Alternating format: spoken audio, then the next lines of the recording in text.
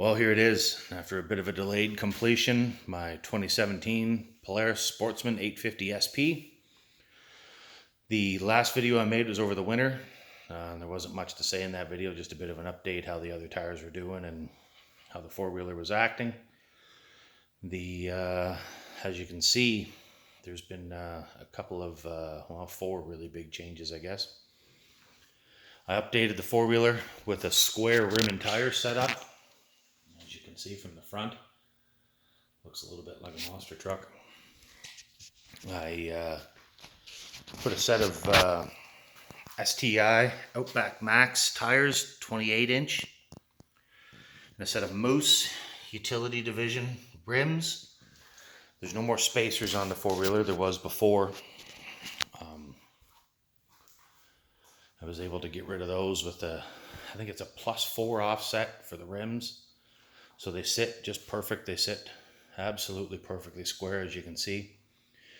The other piece that I added to it, because of the bigger tires and the heavier tires, they're not really much heavier than the radials that I had on it before, but they're certainly bigger.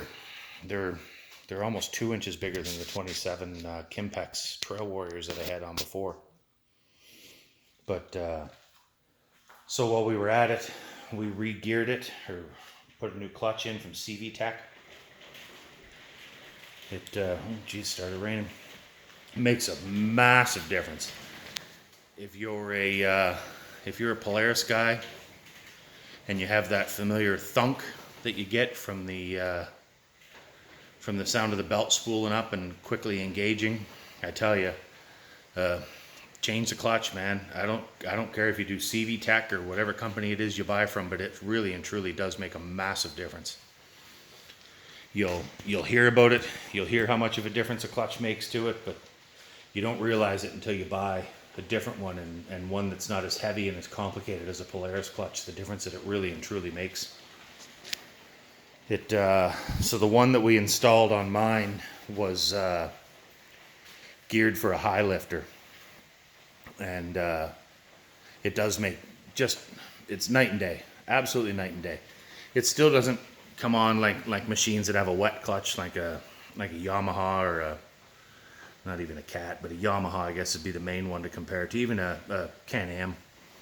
It doesn't engage the same as those. It still has a little bit of the old Polaris thunk, but it's just such a marked improvement from where it was. But I think all in all, the rims and tires, and it came out really, really well. With the High Lifter 2-inch lift kit on it, the ground clearance is just incredible. It's got so much, sits quite high. Now with the square setup, it's not nearly as stable rolling down the road. The front end tends to get a little nervous and a little jittery. I haven't had it in the mud yet, as you can tell. We just nicely got it done. I took it for a run down the road in front of my house, and over the weekend I'll get it out in some mud and see what it can really do, and I'll maybe do another update video. But there it is. So 2017 Polaris Sportsman 850 with STI Outback Max tires and Moose Racing Division rims, and the CVTech, there's the box, the CVTech clutch kit, set up for a high lifter of the same year. So if you have any questions, by all means, ask me some questions below. I try my best to answer all of them. Some questions really don't need much of an answer, but I do my best to answer all of them. Or if you want, hit the subscribe button and there'll be more updates coming. Thanks so much, guys. Bye.